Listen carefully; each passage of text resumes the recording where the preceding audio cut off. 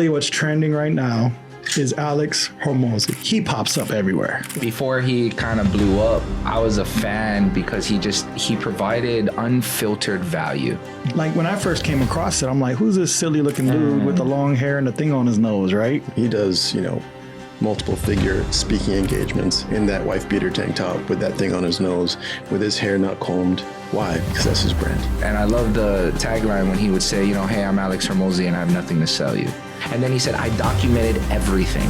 I documented my follow-up strategies. I documented my emails, my sales calls. He broke a record on selling books at a time that you don't need to buy books. He is probably the most prolific marketer of our age. 100%. Bar none.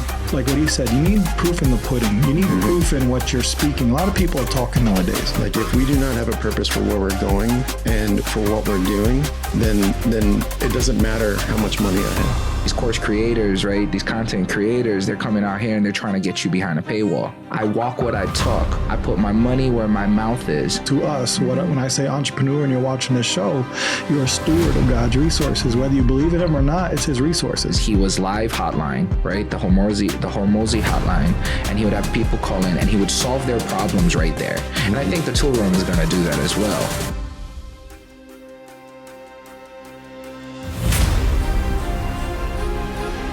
Amazing things are happening in the entrepreneur world. Literally what's trending right now is Alex Hormozi. I like his grind, man. I want you guys to talk into what we experienced with his latest book launch, and just from our entrepreneurial stance and in what we know of him and where what he just did, man. Like, come on. No, yeah, he killed it. Like, what did you guys think? Speak into what just happened.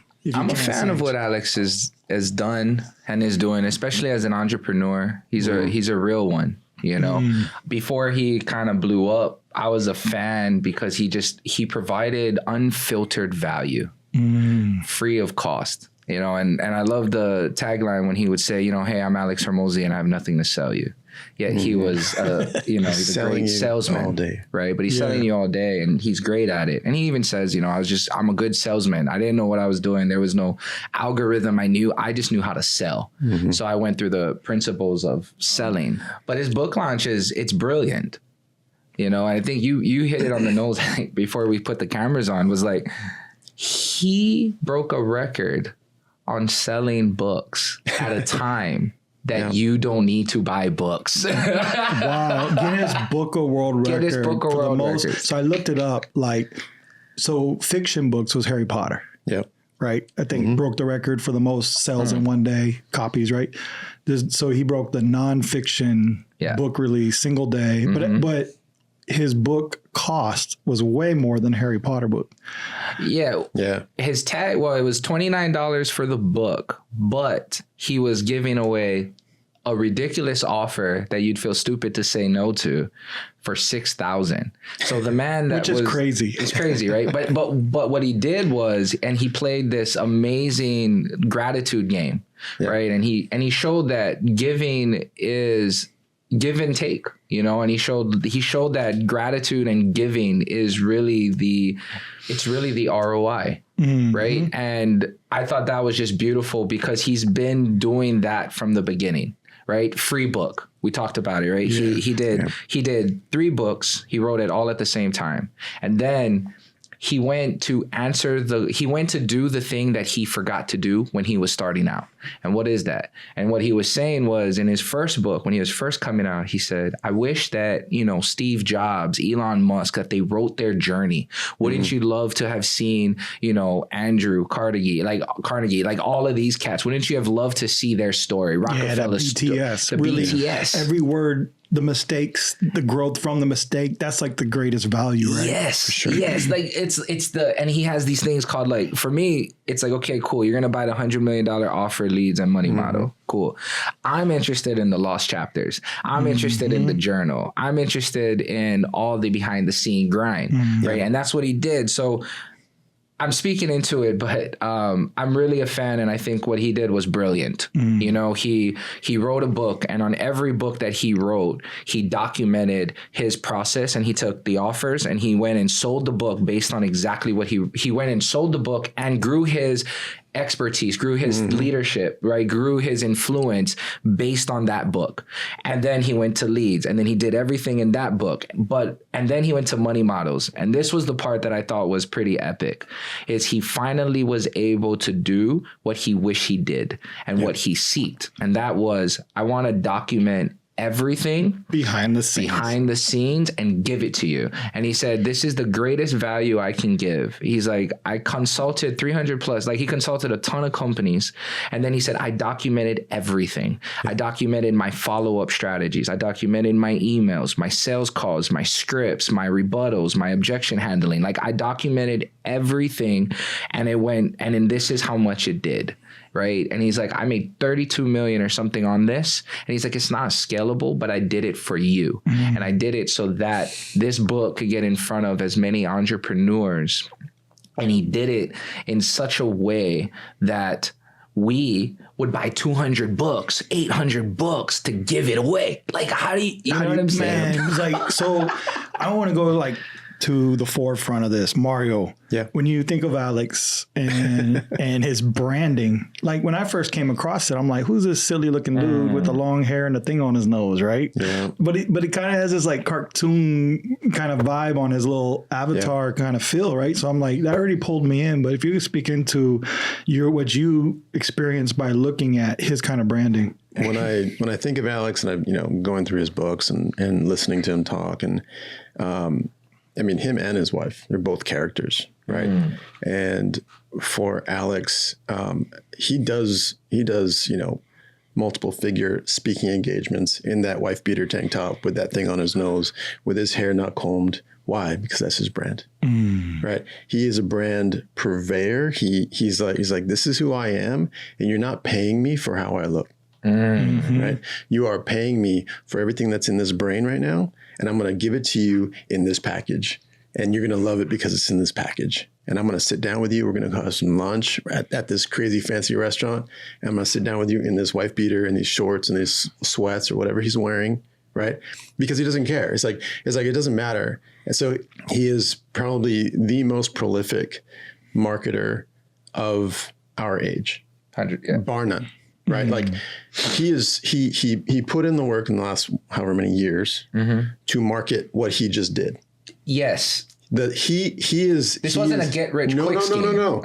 This is a get completely well known and wealthy, right?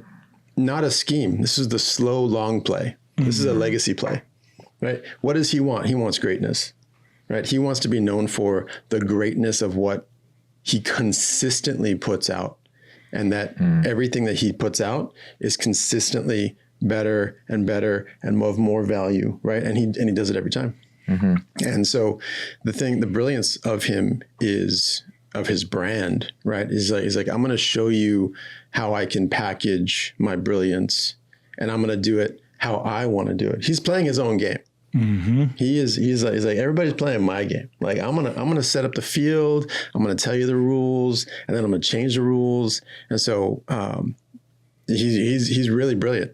He's a brilliant marketer. So I was off social for a couple years, and I just got back in based on my leading, just to give back value for myself. And so I didn't really know much of him, right? And so I still don't know everything, but what I've seen is, and what I've learned through that book launch, as being an author and launching my own book, that what he said, you said it perfectly, Mario. It was a long game. And I think that could speak into entrepreneurs today.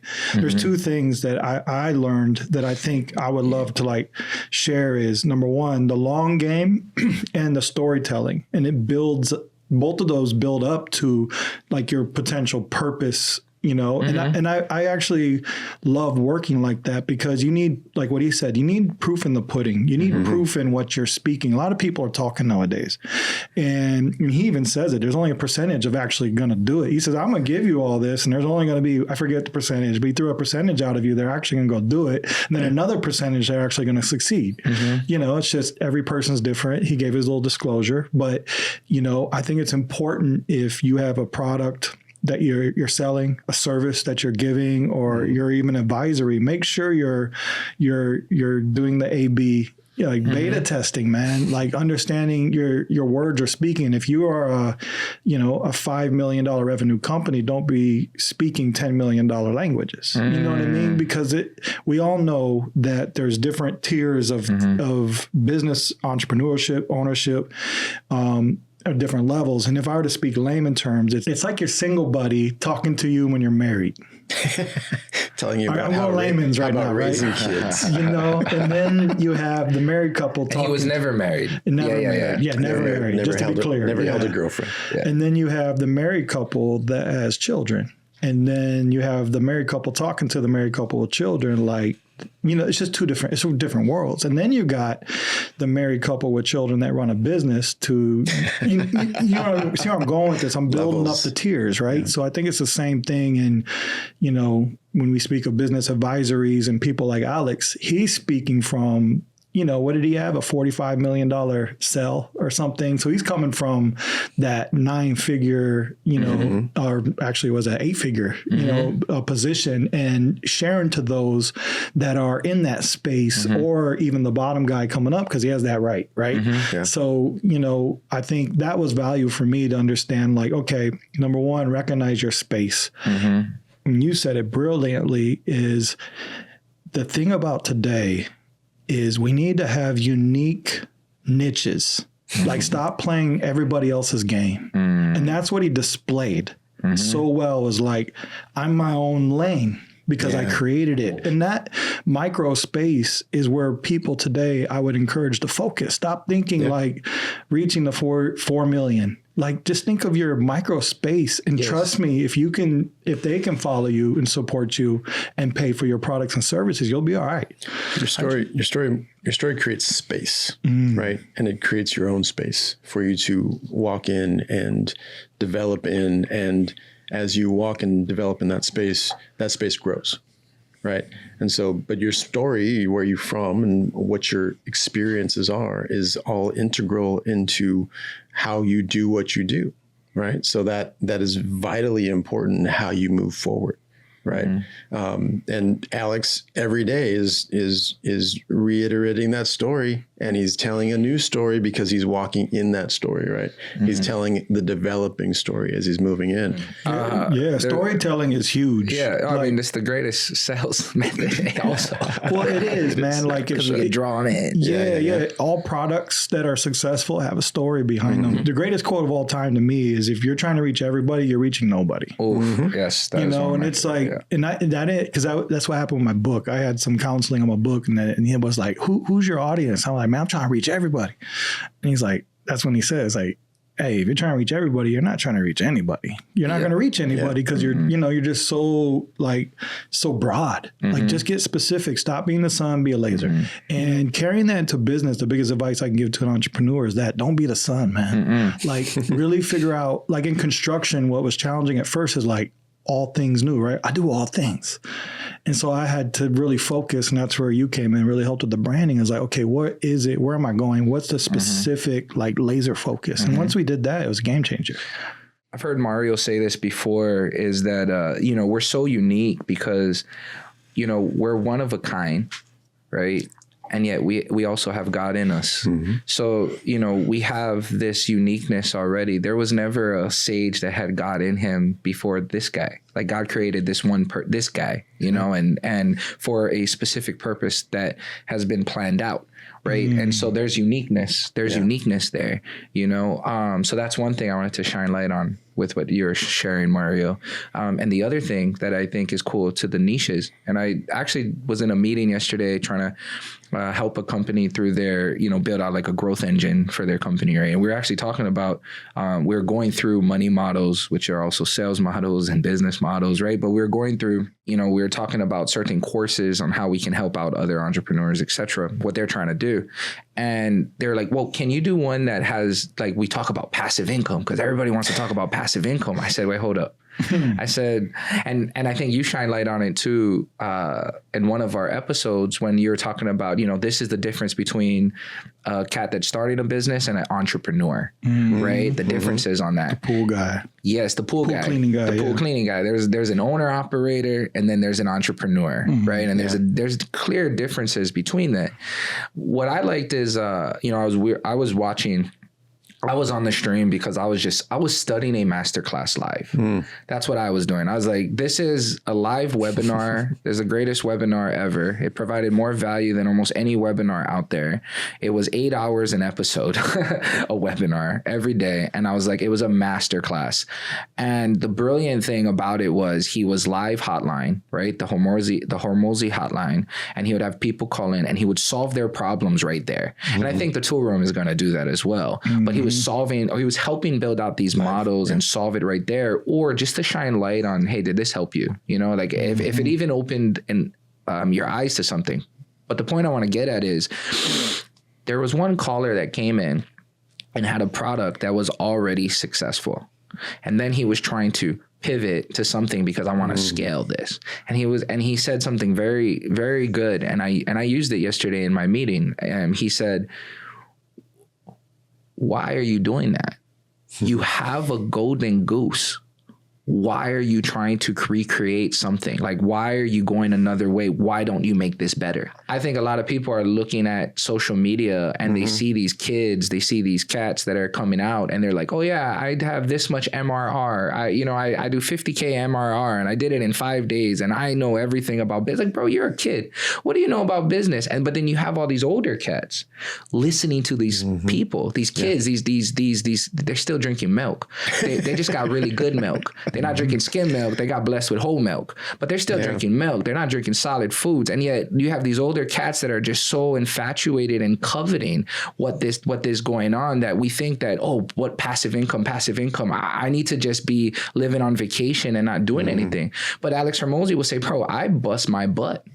I work harder than anybody else. And the greatest ones, you look at Elon Musk, he's 100% signal because he works harder than anybody else. So why are we focusing on passive income and not getting that golden goose to get more eggs, to produce more eggs? You know what I'm saying? And passive income is this: create such a great systematic business that is scalable, sustainable, and creates opportunity. And then have such good systems that you're able to delegate so that you can elevate. And then you can step back from the trees to see the forest, and then step back even further to see the planet. So then you can understand at a atmospheric type of level of what is going on in your business and what's possible. Yeah.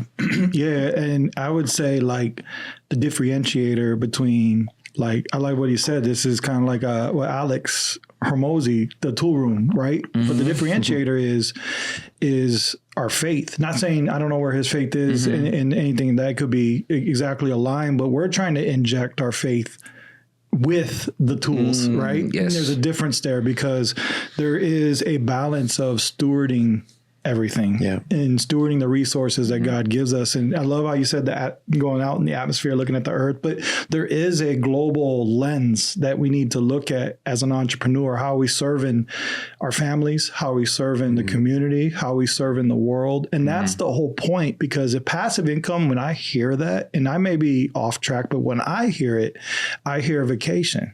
I hear relax. I hear I ain't got to work, right? And that's not what we're built to do. We're not called to do. We are called to work, put in the work. Maybe not, I'm not sweating tears and cut your hands, but you're going to feel lost if you just out there partying on cruise ships. And you know what I mean? Like it'll feel good temporarily for a season, but if you're not celebrating, or pouring back, celebrating is good. You need to celebrate your wins. Don't get me wrong. But if that's your lifestyle, and I'm not like, if that is, it is whatever, but you're going to end up getting lost, and it happens. You see it all the time on TV. You see it in podcasts. You see it in interviews. They get to this high level. Will Smith got on a Lecrae podcast and said, I've hit every movie, every Grammy, every milestone that there is. I've seen the mountaintop, and it's lonely. It's empty up there. Musicians talk about it. Wealthy people talk about it.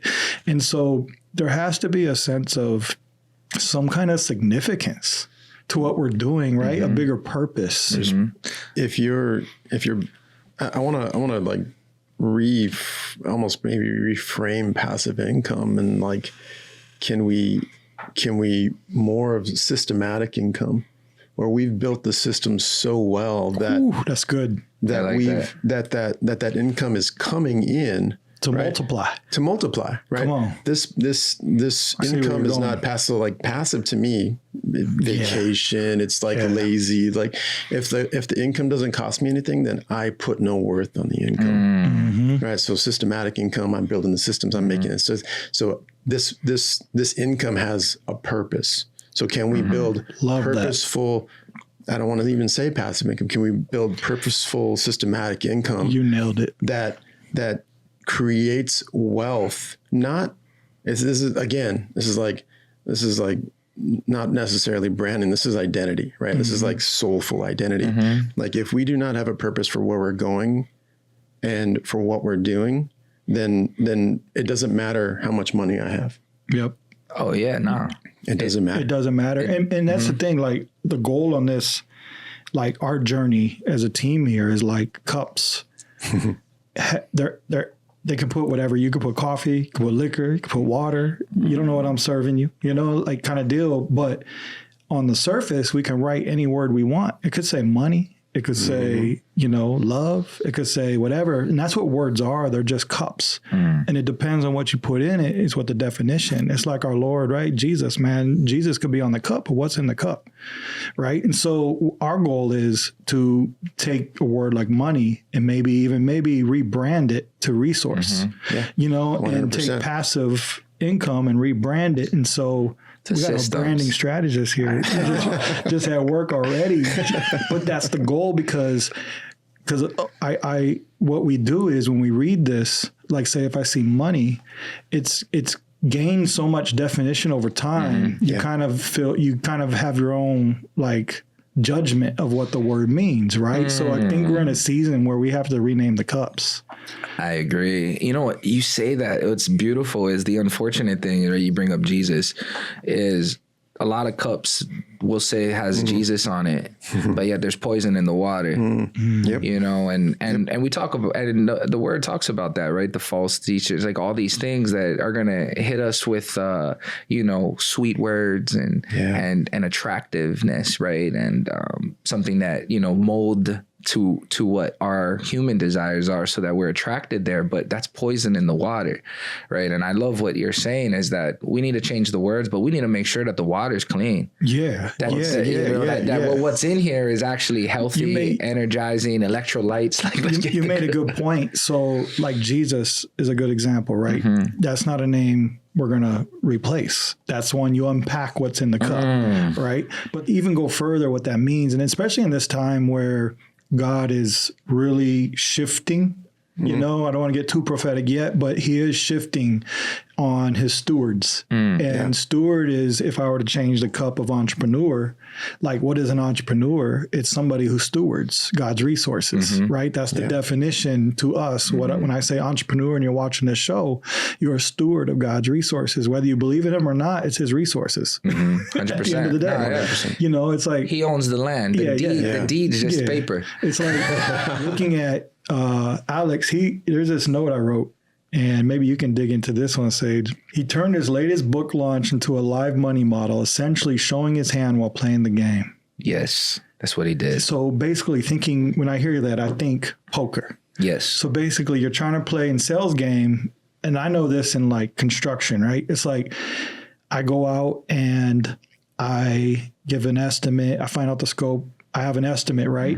I can't ask the homeowner for their budget because if I do and they give it, I could be a scandalous contractor and I can maximize my estimate to fit right on their budget. For example, if they have a $10,000 budget and my bid is $3K, and I ask them how much their budget is before I reveal the card, and they say, hey, it's $10K. I say, yeah, my work is $9K. We're good. I just fluctuated past my value, and that's not integrity, right? And so there's a little bit of a card game that happens, and I'll talk more into how I weeded through that strategy. But Alex basically played his card. Basically, we're playing a poker game, and he was being the homeowner, playing the card first and selling the book. Speaking to that, what that means to you? Well, it reminds me of what and I'll bring in what Elon did with Tesla, right? Elon open sourced Tesla back in to BMW. And he played his cards. He said, hey, this is what we're doing. But what he did was he solidified his place in the market. And I think that's what Alex did. Alex said, like, I know there's Russell Brunsons. I know there's Dan Kennedys. I know people will probably say that, I've learned things from them and I'm just repurposing the package as my own. What he said was, that's cool. They hide it behind a big old paywall. He's like, I'm just revealing it open source. So I'm going to show you guys that this is the value that's behind these big old paywalls, these high ticket paywalls, and I'm going to give it to you for free. And I'm going to show you how the game is really played. Because a lot of times we can say these course creators, right? These content creators, they're coming out here and they're trying to get you behind a paywall, right? But then they give you some fluff, or they just drag this knowledge along. Whereas Alex is like, no, I'm not even going to drag the knowledge. I know that I need to create content. Well, I can just talk about things that are my own opinions, but that might not be interesting to you. So what I'm going to do is I'm going to see what problems we have, because I like solving problems, and I'm just going to show you on how I'm solving them. And I might be wrong. Like, this email strategy might be horrible, but I got about 20 more different A/B beta testing that I'm doing, and I'm just going to showcase it to you. I'm going to open my cards and tell you how I play poker. Yeah. You know what I mean? And so when you come at me and I say, hey, I got a full house, or, I got a royal flush, guess what? You're not betting against me, because now you know how I play and I don't bluff. That's how he plays. He's like, I just want to let you know that I don't bluff. And that's how Alex Hormozi plays the game. He's showing his hand, like you said, but he's proving to everybody, is like, I walk what I talk. I put my money where my mouth is, and I play my cards open-handed, so that I don't bluff. So that when you don't see my cards, and I go all in, which he did, $4 million in ad spend for a book launch. Like, let me know an author that does that. He's saying, like, the politicians, it's our tax money that pushes their books. He said, nah, we should have an entrepreneur up there. And what he did was he showed his hand. He said, this is how you play, so that another entrepreneur can see how he plays poker, and another entrepreneur can go, I want to play that way. And now the goal is, let's go get the top 10 all entrepreneurs putting it out there, instead of just the politicians that are promoting their books because the taxpayers paid for it. And then he reaped the harvest from it. He did. Man, man. I'm not even throwing out a number. I don't know what he did. You can look it up. Yeah, but you know what he did? That 3 million sales in a day or something? Plus 3 million. What he did was books. I'm not talking money. Here it is right now, 2.9 million copies. No. I saw it at 3.3. That's latest, really? So it went up. Yeah. But I think that was when he won. This was the single day. Oh, yes. Single day. In one day, 2.9 Crazy. million. Books. What he did, he broke a record. Guinness Book of World Records. Fastest selling world for nonfiction. For nonfiction.